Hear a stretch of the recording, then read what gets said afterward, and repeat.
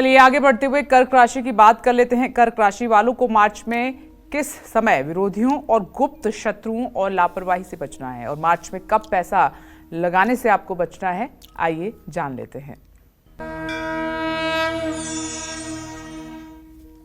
कर्क राशि का स्वामी चंद्रमा है, जो पूरे महीने में 12 राशियों में घूम लेता है।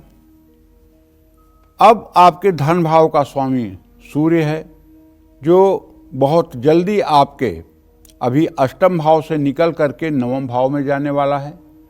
तो जल्दबाजी से बचिए और निवेश करने में जल्दबाजी से बचिए।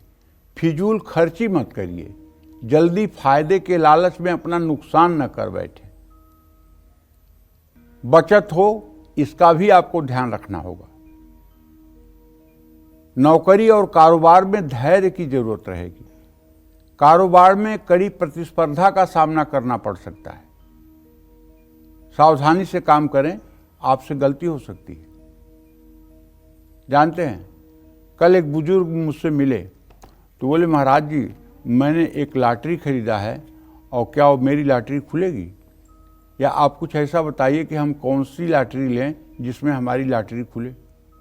हमने कहा, भैया अगर हम इतना जानकार होते तो हम अपनी लॉटरी समझ लेते और अपनी लॉटरी निकाल लेते, तो फिर ये आपके साथ 1 घंटे माथामारी करने की क्या जरूरत थी। अरे अपने मेहनत परिश्रम पर विश्वास रखिए, अपने भाग्य पर विश्वास रखिए और लॉटरी वोटरी का चक्कर छोड़िए। तो कहने का मतलब ये है कि आदमी मृत्यु के नज़दीक है, लेकिन सोच रहा है कि मैं कितना धन, कितना वैभव जुटा लूं। कितना ज़्यादा माया ने ग्रसित कर रखा है लोगों को, बाप रे बाप, बयान नहीं हो सकता। 86 साल के एक आदमी ने कहा कि मेरी 20 एकड़ ज़मीन तमिलनाडु में है, बंदरगाह पे, और 1800 गज ज़मीन हमारी दिल्ली में है, मैं कौन सा व्यवसाय करूं? आप बताओ। 86 साल का आदमी, जिसको अपने जीवन का साल 2 साल का भी भरोसा नहीं है, वो भी व्यवसाय करना चाहता है। तो मेरे कहने का मतलब ये है कि अगर समय के अनुसार सब काम किया जाए तो शोभा देता है।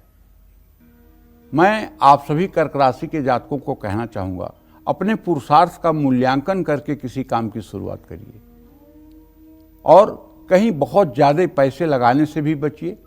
महत्वपूर्ण फैसला अगर कोई लेना है तो सोच समझ करके या विचार विमर्श करके लीजिए। जल्दबाजी में परिवार में तनाव भी हो सकता है। रिश्तों में झूठे दिखावे से भी बचने का प्रयास करना चाहिए। भाई बंधुओं के साथ खटास आ सकती है। वैवाहिक जीवन में गलतफहमी ना होने दें। शारीरिक और मानसिक थकान बनी रहेगी। ज़्यादा गर्म या ठंडी चीज़ों के सेवन से बचना चाहिए। भरपूर नींद लीजिए और अगर जरा सा भी कोई स्वास्थ्य संबंधी समस्या है तो आपको जरूर निश्चित रूप से डॉक्टरों से सलाह लेना चाहिए।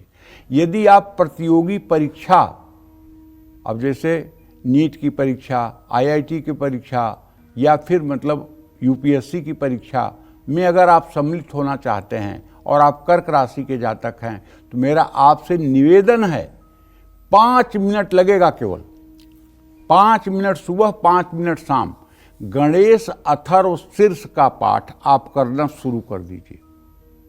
और गणेश जी से बस एक प्रार्थना करिए कि हे गणेश जी, आप मेरे बुद्धि स्वरूप में मेरे अंदर प्रतिष्ठित हो जाएं, क्योंकि गणेश जी बुद्धि के अधिष्ठाता हैं। तो शिव चालीसा का पाठ करें, सूर्य भगवान को नियमित रूप से कुमकुम मिला हुआ जल चढ़ाएं, माँ दुर्गा के मंदिर में दर्शन पूजन करें, सफ़ेद चंदन और केसर का तिलक अपने माथे पर लगाएं। इससे निश्चित रूप से आपका मार्च का महीना अच्छा व्यतीत होगा। जय मां विंध्यवासिनी।